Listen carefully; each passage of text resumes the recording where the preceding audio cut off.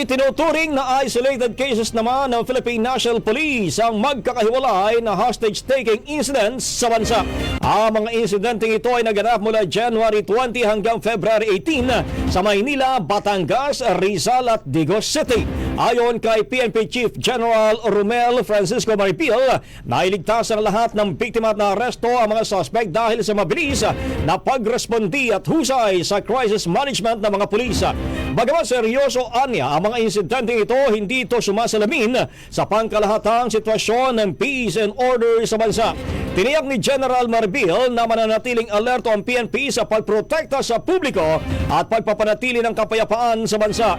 Hinimok din niya ang publiko na maging mapagmatsyag at gamitin ang tamang social media sa pagbabahagi ng tamang impormasyon upang maiwasan ang pagkalat ng maling balita.